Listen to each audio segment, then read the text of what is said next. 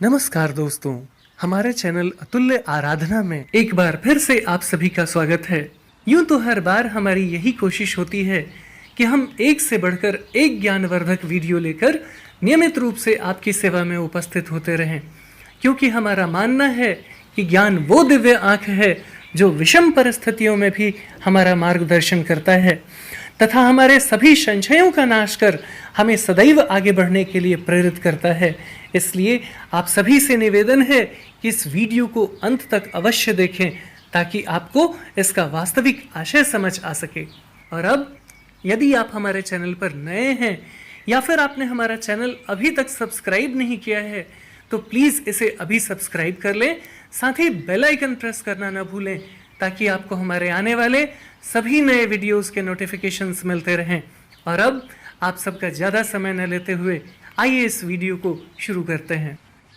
सिया राम मैं सब जग जानी, करहु प्रणाम जोर जुग पानी।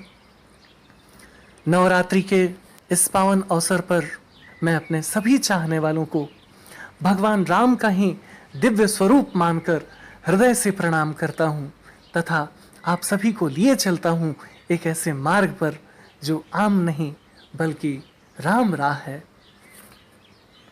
जी हाँ दोस्तों, श्री राम आदर्श और भक्ति का ऐसा स्रोत है जो एक बिंदु पर न थमकर धारा बन बहते हैं, फिर चाहे वह सुबह की राम राम हो या फिर हारे को हरि नाम। असल में ये वो भाव हैं जो श्री राम के चरित्र को एक आम आदमी के संघर्ष से जोड़ते हैं। एक ऐसा आदमी जिसके पास न तो उन्नत अस्त्र शस्त्र हैं और न ही है विशाल आधुनिक सेना। अपने संकल्पों और व्यवहारिकता के बल पर वे अपने आसपास से ही ऊर्जा का संचयन करते हैं और लड़ते हैं उन्नति और अस्मिता का दीर्घ युद्ध। श्री राम किसी महाकाव्य के एक चरित्र भर ही नहीं बल्कि आम आदमी के संघर्ष के प्रणेता हैं जो हमें विषम परिस्थितियों में भी जीने की प्रेरणा देते हैं।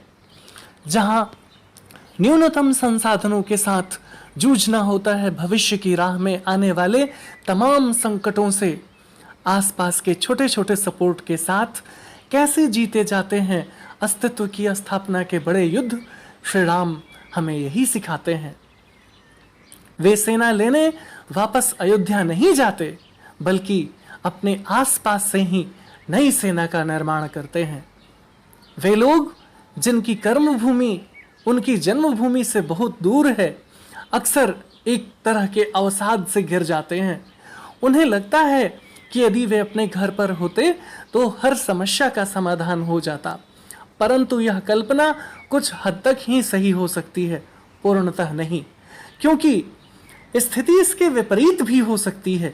अतः हर समय उस पीछे छूटी हुई ऊर्जा को याद कर निराश होने से बेहतर है कि हम अपने आसपास से ही नई ऊर्जा का संचयन करें और खुद को मजबूत बनाकर आगे बढ़ने की कोशिश करें। जी हाँ दोस्तों, याद रखें, जीवन अपने आप में एक कभी न खत्म होने वाला संघर्ष है जो हर कदम पर हमारे धैर्य की परीक्षा लेता है। पहले पढ़ाई, फिर नौकरी, शादी और अब बच्चों की परवरिश के दौरान हमें कई ऊबड़ खाबड़ रास्तों को पार करना पड़ता है। कई बार संघर्ष की यह दिशा हमारी इच्छा के अनुसार होती है तो कई बार बिल्कुल ही अप्रत्याशित।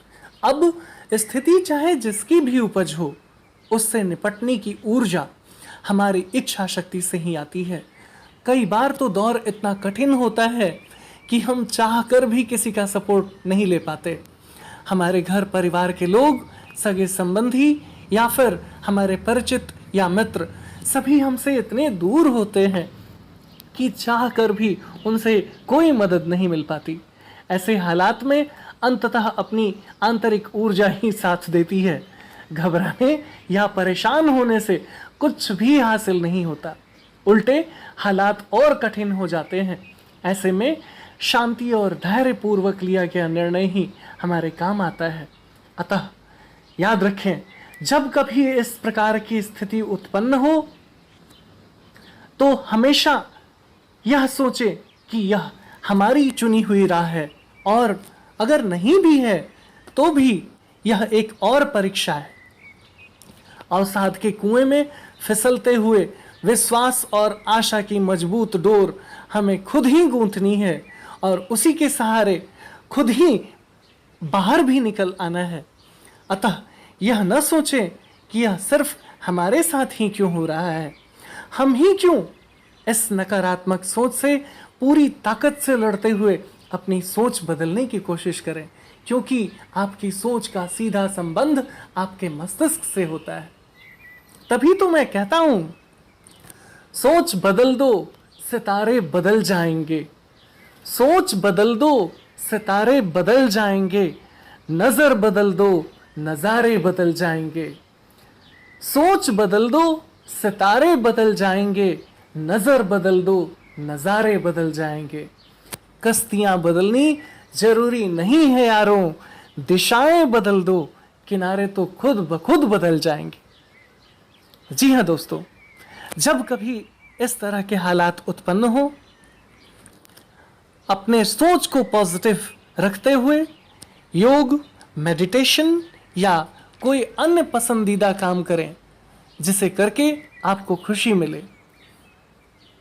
अपने आसपास के लोगों से अपने मन की ऊहापोह बांटें, क्योंकि अधिकांशतः हमारे आसपास के लोग हमारे नाते रिश्तेदारों से अधिक मददगार साबित होते हैं। कारण यह है कि हमारे निकट रहने वाले लोग हमारे हालात से परिचित होते हैं और बेहतर तरीके से हमारी मदद करने की स्थिति में होते हैं। याद रखें, राम का घर से निकलना ही उन्हें श्री राम बनाता है। उनके इस सफर में शबरी और अहिल्या से लेकर वे तमाम आदिम जातियां सहयोग करती हैं जिनकी महत्ता अभी तक उपेक्षित की जा रही थी। इस संदर्भ में महान कवि लॉर्ड एल्फ्रेड टेनिसन कहते हैं कि I have become all that I have met, अर्थात मैं जिनसे भी मिला उनके जैसा हो गया। तात्पर्य यह है कि अलग अलग संस्कृतियों तथा जातियों के लोगों से मिलना ही व्यक्ति को विस्तार देता है। गांव या मोहल्लों के बचपन के दोस्त सभी को याद आते हैं, लेकिन वे एक ही मानसिकता और परिवेश के लोग हैं। अतः स्वाभाविक है कि उनसे मतभेद बहुत कम होगा, और शायद यही वजह है कि जब आप अलग अलग माइंडसेट के लोगों से मिलते हैं तभी आप वैचारिक रूप से आगे बढ़ते हैं। असल में तभी हम दूसरों को भी इंसान समझना शुरू करते हैं।